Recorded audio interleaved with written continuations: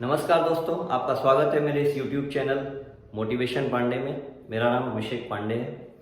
आज हमारी वीडियो काफ़ी लंबे समय के बाद आ रही है, लेकिन अब हमारी वीडियोस लगातार आती रहेंगी और आप लोग का प्यार ऐसे ही मिलता रहे जैसे हमें शुरू से मिला है। दोस्तों, आज एक ऐसा टॉपिक है जिस पे आज हम बात करने वाले हैं, जिसका नाम है कि भगवान से हम क्या मांगें। सबसे पहले इस टॉपिक को शुरू करने से पहले मैं आपको बताना चाहता हूं कि बहुत सारे लोगों की राय होती है या उनका विचार होता है कि भगवान से कुछ मांगे या ना मांगे। भगवान तो सब कुछ जानते हैं, उनको पता है कि हमारे पास क्या सुख सुविधा है, हमारे पास क्या कष्ट है, उनसे कुछ मांगना नहीं चाहिए, जो जरूरी होगा वो देंगे। बिल्कुल बात सही है। मेरा विचार इस पर थोड़ा सा अलग है। देखिए, दुनिया में सबके पास हर तरह की समस्याएं हैं। आप भी कहीं जाते हैं, रोड पे जाते हैं, आपके सामने बहुत सारे भिखारी दिखाई देते हैं। आपको पता रहता है कि इन सबको जरूरत है, इन सबको पैसे की जरूरत है या किसी भी चीज की जरूरत है, इन सबों के पास कुछ नहीं है, पर आप खुद से जाकर के किसी को कुछ देते नहीं हैं। आप उसी को देते हैं जो आपके पास आता है, और वो भी 2-3 बार कहता है तो आप उसको कुछ ना कुछ देते हैं। ऐसा मेरा कहना नहीं है कि भगवान हमारे बारे में सोचते नहीं है, लेकिन मेरा विचार ये है कि समस्या को कहना चाहिए। दुनिया में सबके सामने समस्या है, भगवान के सामने सबकी समस्या आती है, वो सबकी समस्या को देख रहे हैं, उसको सॉल्व कर रहे हैं, उस पर विचार करते हैं। लेकिन भगवान से अपनी बात जरूर कहनी चाहिए, जैसे हम अपने माता पिता से कहते हैं। हम कष्ट में हैं, हमारे माता पिता को भी पता रहता है, पर हम उनसे कह देते हैं तो हमारा अपना दिल भी क्या हो जाता है, हल्का हो जाता है।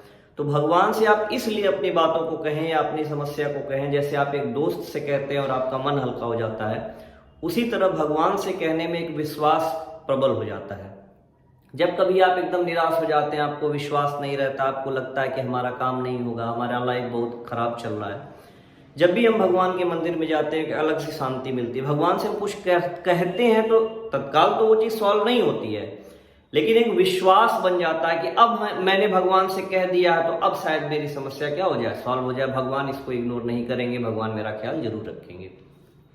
तो कहना चाहिए, बिल्कुल कहिए। जो भी विधि विधान है, जैसे शिव जी से आज सावन का महीना चल रहा है, किसी भी शिव मंदिर में जाइए तो नंदी जी के कान में अपनी बात कहिए, अपनी समस्या कहिए, भगवान से अपनी समस्या भी कहिए। दूसरी चीज, भगवान को धन्यवाद भी करिए। हम करते क्या है, हमें कोई समस्या होती है तो हम जाकर भगवान के सामने रो देते हैं, लेकिन जब कुछ अच्छा होता है तो हम कभी भगवान को धन्यवाद नहीं कहते हैं कि भगवान आपने मेरे लिए अच्छा किया।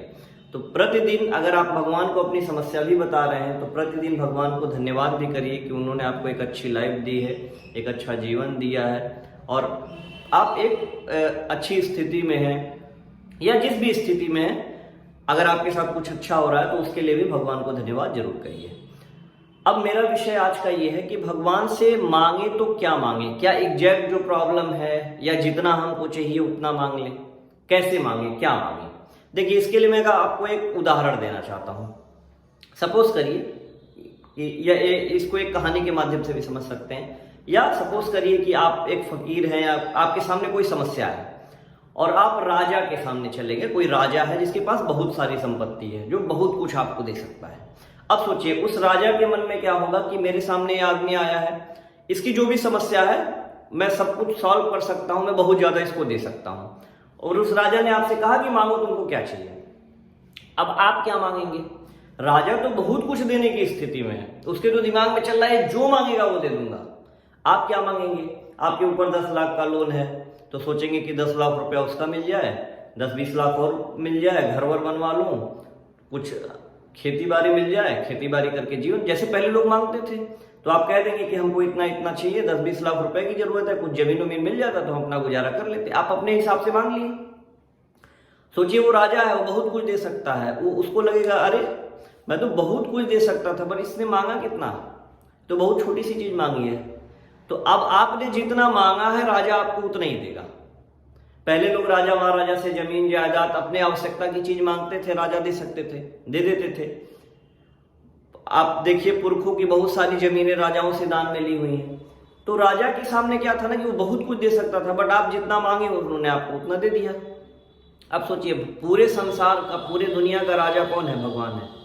उनके पास तो बहुत कुछ देने को है, और हम उनके सामने मांगते क्या हैं कि हमारा ये एग्जाम निकलवा दीजिए, हमको उनसे मिलवा दीजिए, हमारी यहाँ शादी करवा दीजिए, हमको 50,000 की नौकरी दिलवा दीजिए। सोचिए, वो भगवान जो पता नहीं क्या आपको दे सकता है, आपको करोड़ों दे सकता है, आपको अरबों दे सकता है, आपको बहुत सारी खुशियां दे सकता है, आपको बहुत अच्छा इंसान दे सकता है, वो सोच रहा है कि मैं तो इसको दुनिया की सारी चीज दे सकता, पर ये मांग क्या रहा है? तो बहुत छोटी सी चीज मांग रहा है। जैसे हम किसी एक इंसान को मांगते हैं, आपको किसी से प्रेम है, आप कहते हैं कि भगवान मेरा उससे विवाह हो जाए, उससे शादी हो जाए। भगवान को हो सकता है पता हो कि वो अगला इंसान आपके लिए ठीक ना हो, और भगवान तैयारी में है कि मैं एक बहुत अच्छा इंसान रखा हूं जो आपको दूंगा उसके बदले। आप 50,000 की नौकरी मान रहे हैं, भगवान के प्लान में चल रहा है कि मैं इसको 2 लाख रुपए महीने की नौकरी दूंगा। आप किसी छोटे मोटे एग्जाम में फेल हो गए हैं और भगवान ने सोचा है कि मैं इसमें इसको पास ही नहीं कराऊंगा, नहीं तो ये 30,000 की नौकरी ज्वाइन कर लेगा। मैं चाह रहा हूं कि इसमें फेल हो जाए और आगे एक बड़े नौकरी में जाए जो मैंने इसके लिए सोच करके रखा, जिसमें 2 लाख रुपया, 3 लाख रुपया, 4 लाख रुपया महीना कमाएगा। भगवान हम सबके लिए सोच करके बैठे हैं। तो अगर आप उनसे छोटी सी चीज मांगिए, वो तो सोचिए क्या नहीं आपको दे सकते हैं, तो आपको उतना ही दे देंगे। इंसान जितना मांगता है उसको उतना ही मिलता है, पर इंसान अगर कुछ नहीं मांगता तो उसको बहुत ज्यादा मिल जाता है। मान लीजिए वो आप राजा के सामने गए और आपने राजा से कहा कि आपकी जो इच्छा हो दे दीजिए, तो अब राजा डिस्टर्ब हो जाएगा, सोचेगा कि अब मैं क्या दूं, कहीं ऐसा कुछ ना दे दूं कि इसको कम पड़ जाए। तो राजा अपने जितना सोचा होगा कि हम इसको देंगे उससे भी ज्यादा दे देगा। ऐसे ही भगवान भी सोचते हैं। तो आपको भगवान के सामने बस जाकर के ये कहना है कि ये भगवान, हम जो मांग रहे हैं हमको वो मत दीजिए, जो हमारे लिए जरूरी है, जो हमारे लिए आपने सोच रखा है, जो हमारे लिए आपने प्लान कर रखा है, जो नौकरी आपने प्लान कर रखी है वो दीजिए, जो संपत्ति आपने प्लान कर रखी है वो दीजिए, जो विवाह के लिए वर या वधू आपने प्लान कर रखा है वो दीजिए, जो परिवार आपने प्लान कर रखा है वो दीजिए। हम जो मांग रहे हैं वो मत दीजिए। हम तो अज्ञानी, हमको नहीं पता है कि हमारा सुख किसमें है, जिसमें हमारी खुशी है, जो आपने हमारे लिए सोच रखा है वो हमको दीजिए। यही प्रार्थना आपको भगवान से करनी है।